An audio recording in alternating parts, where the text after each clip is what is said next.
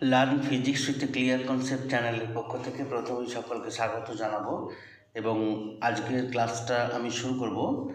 আজকে আমরা আলোচনা করব পদার্থের গলন ও কঠিনীভবন, মেল্টিং অ্যান্ড সলিডিফিকেশন।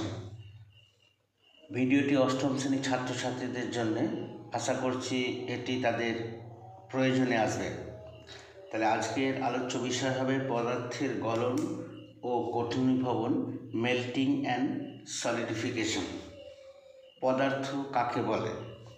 যার ভর আছে, যে কিছুটা জায়গা অধিকার করে থাকে এবং যে তার স্থিতি বা গতীয় অবস্থার পরিবর্তনে বাধা দান করে তাকে পদার্থ বলে।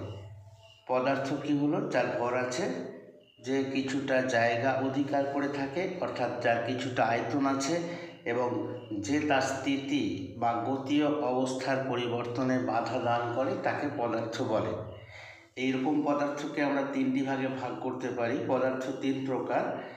অবস্থা ভেদে পদার্থকে তিনটি ভাগে ভাগ করা যায়। নাম্বার 1 কঠিন পদার্থ, সলিড। নাম্বার 2 তরল পদার্থ, লিকুইড। এবং নাম্বার 3 গ্যাসীয় পদার্থ, গ্যাস। তাহলে এই পদার্থকে আমরা তিনটি ভাগে ভাগ করলাম। একটি কঠিন পদার্থ, সলিড, দ্বিতীয়টি তরল পদার্থ, লিকুইড, এবং তৃতীয়টি গ্যাসীয় পদার্থ, গ্যাস। পদার্থ নির্দিষ্ট আকার, নির্দিষ্ট আয়তন। কঠিন পদার্থের নির্দিষ্ট আকার আছে এবং নির্দিষ্ট আয়তনও আছে। তরল পদার্থের নির্দিষ্ট আকার নেই কিন্তু নির্দিষ্ট আয়তন আছে, এবং গ্যাসীয় পদার্থের নির্দিষ্ট আকারও নেই বা নির্দিষ্ট আয়তনও নেই।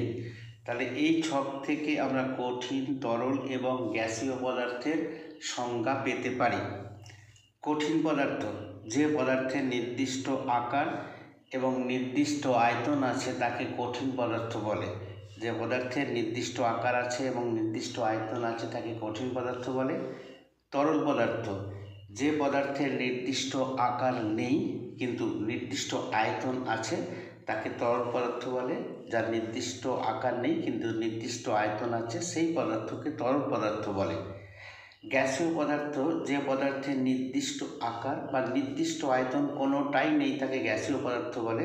অর্থাৎ গ্যাসীয় পদার্থের নির্দিষ্ট আকারও নেই এবং নির্দিষ্ট আয়তনও নেই। তাপ প্রয়োগ বা নিষ্কাশনের ফলে পদার্থের অবস্থার পরিবর্তন হয়। আমরা পদার্থে যদি তাপ প্রয়োগ করি বা যদি পদার্থ থেকে তাপকে নিষ্কাশন করি তাহলে পদার্থটির অবস্থার পরিবর্তন হতে পারে। যেমন কঠিন পদার্থ, তরল পদার্থ, গ্যাসীয় পদার্থ। আমরা যদি কঠিন পদার্থতে প্লাস তাপ, অর্থাৎ কঠিন পদার্থতে যদি তাপ প্রয়োগ করি তাহলে সেটি একসময় তরলে পরিণত হয়, এবং এই তরল পদার্থে যদি আবার তাপ প্রয়োগ করি তাহলে গ্যাসীয় পদার্থে পরিণত হয়। অপরপক্ষে যদি আমরা গ্যাসীয় পদার্থ থেকে মাইনাস তাপ, অর্থাৎ গ্যাসীয় পদার্থ থেকে তাপ নিষ্কাশন করি তাহলে সেটি তরল পদার্থে পরিণত হয়। আবার এই তরল পদার্থ থেকে তাপ নিষ্কাশন করলে সেটি কঠিন পদার্থে পরিণত হয়। এগুলো হলো পদার্থের অবস্থার পরিবর্তন। কঠিনের সঙ্গে তাপ দিলে তরল পদার্থ হবে, তরলে তাপ দিলে গ্যাসীয় পদার্থ হবে, গ্যাসীয় পদার্থ থেকে তাপ নিষ্কাশন করলে তরল পদার্থ হবে, আবার তরল পদার্থ থেকে তাপ নিষ্কাশন করলে এটি একসময় কঠিনে পরিণত হবে। যেহেতু তাপ প্রয়োগ করে কঠিন থেকে তরল বা তরল থেকে গ্যাসীয় হচ্ছে, তাহলে এই যে অবস্থার পরিবর্তন এইগুলোকে বলা হবে উচ্চ অবস্থান্তর। অর্থাৎ কঠিন থেকে তরল বা তরল থেকে গ্যাসীয় পদার্থ এগুলো হবে উচ্চ অবস্থান্তর, কেননা এই ক্ষেত্রে আমাদের তাপ প্রয়োগ করতে হচ্ছে। অপরপক্ষে গ্যাসীয় পদার্থ থেকে তরল পদার্থ বা তরল পদার্থ থেকে কঠিন পদার্থে আসতে গেলে আমাদের পদার্থ থেকে তাপ নিষ্কাশন করতে হচ্ছে। তাহলে এই যে অবস্থার পরিবর্তনগুলো, অর্থাৎ গ্যাসীয় থেকে তরল বা তরল থেকে কঠিন, এইগুলোকে বলা হবে নিম্ন অবস্থান্তর। তাহলে আমরা পেলাম কঠিন প্লাস তাপ, তরল। এই পদ্ধতিটিকে বলা হবে গলন। কঠিন পদার্থে তাপ দিলে এটি একসময় তরলে পরিণত হয়, এই পদ্ধতিটা হচ্ছে গলন। গলন কাকে বলে? তাপ প্রয়োগ করে কোনো কঠিন বস্তুকে তরলে পরিণত হওয়ার ঘটনাকে গলন বলে। গলন কি হলো? তাপ প্রয়োগ করে কোনো কঠিন বস্তুর তরলে পরিণত হওয়ার ঘটনাকে গলন বলে। গলনের কারণ, কঠিন পদার্থকে তাপ দিলে কেন তরল পদার্থ হচ্ছে। এক্ষেত্রে আমরা দেখছি কঠিন পদার্থের মধ্যে যে অণুগুলো আছে সেই অণুগুলোর মধ্যে পারস্পরিক আকর্ষণ বল অত্যন্ত দৃঢ়, তাই এই অণুগুলো পরস্পরের সঙ্গে দৃঢ় বলে আবদ্ধ আছে। এখন এই কঠিন পদার্থে তাপ দিলে এই অণুগুলোর মধ্যে যে আকর্ষণ বল, যে বন্ধন ছিল সেই বন্ধনটা শিথিল হয়ে যায় এবং অণুগুলো গতিশীল হয়। কঠিন পদার্থের ক্ষেত্রে অণুগুলো এক জায়গায় দৃঢ়ভাবে অবস্থান করছিল, একে অপরের সাথে একটি দৃঢ় বলে আবদ্ধ হয়ে অবস্থান করছিল, কিন্তু তাতে তাপ প্রয়োগ করলে এই যে অণুগুলো, এই অণুগুলো ধীরে ধীরে গতিশীল হয়, অর্থাৎ তখন পদার্থটি গলে তরলে পরিণত হয়। এখানে দেখানো হয়েছে অণুগুলো দৃঢ়ভাবে আবদ্ধ আছে, আর এখানে অণুগুলো গতিশীল হয়েছে তাপ প্রয়োগের ফলে। সেই জন্যই তাপ প্রয়োগ করলে কঠিন পদার্থ তরলে পরিণত হয়। গলনাঙ্ক, মেল্টিং পয়েন্ট। গলনাঙ্ক কাকে বলে? What is melting point? স্থির চাপে যে নির্দিষ্ট উষ্ণতায় কোনো কঠিন পদার্থ তরলে পরিণত হতে শুরু করে এবং গলন সম্পূর্ণ না হওয়া পর্যন্ত ওই উষ্ণতা স্থির থাকে, তাকে ওই পদার্থের গলনাঙ্ক বলে। গলনাঙ্ক, স্থির চাপে যে নির্দিষ্ট উষ্ণতায় কোনো কঠিন পদার্থ তরলে পরিণত হতে শুরু করে এবং গলন সম্পূর্ণ না হওয়া পর্যন্ত ওই উষ্ণতা স্থির থাকে, তাকে ওই পদার্থের গলনাঙ্ক বলে। অর্থাৎ যে উষ্ণতায় কঠিন পদার্থ তরলে পরিণত হতে শুরু করে এবং যে উষ্ণতাটি গলন সম্পূর্ণ না হওয়া পর্যন্ত ওই পদার্থের মধ্যে স্থির থাকে, তাকে ওই পদার্থের গলনাঙ্ক বলে।